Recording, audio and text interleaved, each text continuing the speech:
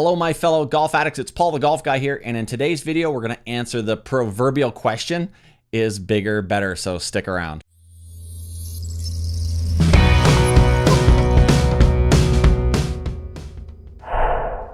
Hey gang, welcome back.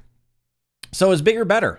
And of course, we're talking about golf. There's a lot of areas in life where you could argue that bigger probably is better. You know, in the movie Jaws, bigger boat probably would have done them well. And, you know, I don't know if bigger's better in all cases.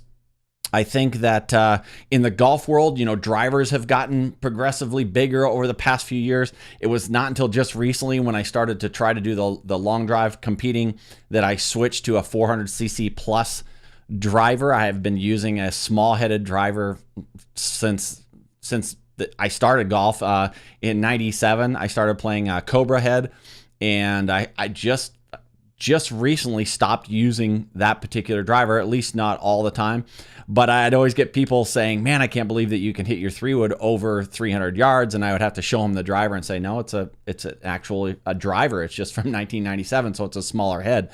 So anyways, I recently posted a picture to the Golfer on Fire Facebook fan page and created quite a stir. I got a lot of private messages. We got quite a bit of response on the website, and it was a picture of a hole at TaylorMade's 9-hole facility here. It's a par 3 facility in Las Vegas, and a picture of a 4.25-inch hole, and then the TaylorMade's 15-inch golf hole on the same green.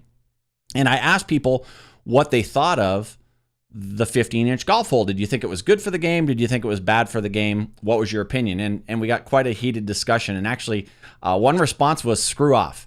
I don't know if he was talking to me or whether he was talking to the people who said they liked the idea of the 15-inch hole, but I thought it was a little bit much, a little bit of an overreaction. But hey, people are passionate about golf and obviously passionate about certain aspects of the game, like changing the putting surface. So a little golf hole history, which I didn't realize there was golf hole history, but it actually occurred back in the 1890s. Up until 1891, there was no standard for golf holes. You could go to one golf course and it might be one size. You go to another golf course, it would be another size, okay? And it was a guy named Robert Gray. And Robert Gray, I believe, was a superintendent at a Musselburgh golf links. And in 1829, he wanted a way to make holes quicker. You know, that's just the way we are. We want bigger, better, faster, quicker. And that's what Robert wanted. And Musselburgh, by the way, guys, claims to be the oldest golf course out there. So that's another cool thing about golf. We always have these conversations. Where did it start? Oldest golf course and stuff like that. So Musselburgh links. I'll put some information below the video and or in the blog so that you can check that out because it's actually pretty cool history. So anyways, he was looking around the clubhouse and he found an old drain pipe that was 4.25-inch outside diameter. Boom, he could start making holes standard, quicker, faster, and it worked really well. Now, somewhere in the early 1890s, there was conflicting information. Some say 91, 92, 93. Who cares? It was a long time ago. The Royal and Ancient, the people who are in charge of the rules, they adopted the 5.25-inch hole and made that the mandatory size. So if you've ever wondered where the 4.25-inch hole came from, it's not any kind of science. It was just some guy trying to do his job faster. Very, very cool story. So anyways, with that being said, my thoughts behind the 15-inch golf hole, I get it, TaylorMade. I understand there's a huge decline in play over the last couple of decades. They're trying to bring new players into the golf industry. So they thought this might be a way to get new players to play the game. Is that really the case? You know, in my opinion, I don't think making the game easier, at least the putting part of the game easier, I don't think that's going to attract new players. I think there's a lot of other issues in the golf industry other than the 15-inch golf hole, but I understand what they're trying to do. So what do you guys think? What, in your opinion, do you think making the golf hole bigger and making the putting part of the golf game easier, is that going to attract new players? Does it take away from the game?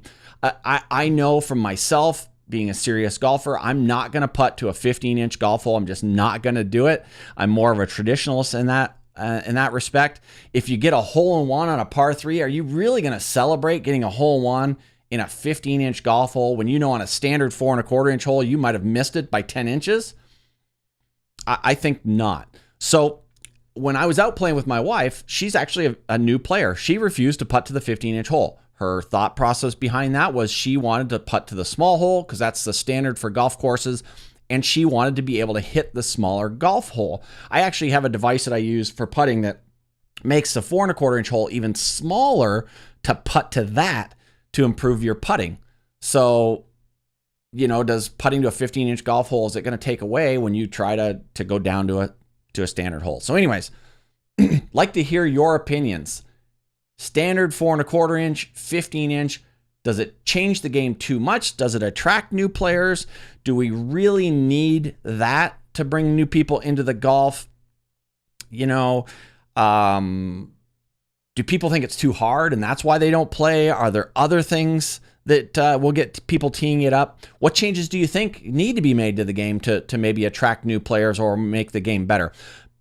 You know, I have my thoughts, but I know you have yours. So please comment below the video. Subscribe to my channel so you can stay up to date on that. Head on over to golferonfire.com. Get signed up over there. We'll get you our ball flight analysis tool or report, and that will help you analyze your ball flight so you know what you're doing wrong when you're hitting it. Really interested in hearing what you guys have to say on this. Is bigger better? So Paul the Golf Guy here. I will see you in another video very, very soon. Take care. Have a great day.